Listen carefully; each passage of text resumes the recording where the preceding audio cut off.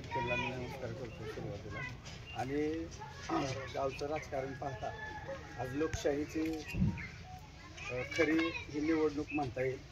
कारण का लोकशाहीला धोका पोचवण्याचं काम चालू असताना वर तर इथं लोकसभेची निवडणूक पहिल्यांदाच मी तर बघतोय. कारण का ग्रामपंचायतची जशी निवडणूक आहे ना तशी ही लोकसभेची निवडणूक चालू आहे असं वाटतंय. प्रत्येकाचा अभिमान जागा व्हावा आणि त्या पद्धतीनं सगळे बाहेर पडून तुमच्या पाठीशी सर्व गाव आहेत. आणि आता जे आमच्याबरोबर होते त्यांनाही वरून दबाव आहे. त्यामुळं म्हणजे जे काय ज्यांचं हात गुंतलेलं आहे ते पण आपल्याच बरोबर राहणार आहे त्यातून. पण तुम्ही ज्यांनी आमची साथ सोडली तशी तुम्ही पण इथून पुढे सोडू नका. कारण का तुमच्या जीवावर आम्ही आहे. कारण एक दरवाजा बंद झाला आहे, दुसरा आमच्यासाठी खुला आहे. ती तसाच खुला राहू द्या. कारण का खूप मेहनतीने आम्ही पोरं सगळे एकत्र येऊन काम केले.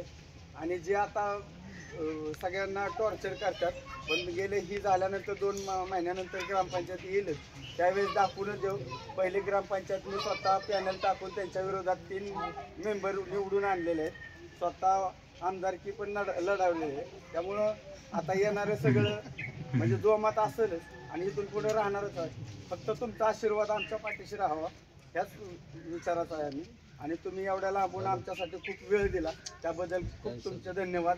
वेळात वेळ काढून आल्याबद्दल ग्रामपंचायतच्या वतीने तुमचं खूप खूप मनापासून धन्यवाद देतो.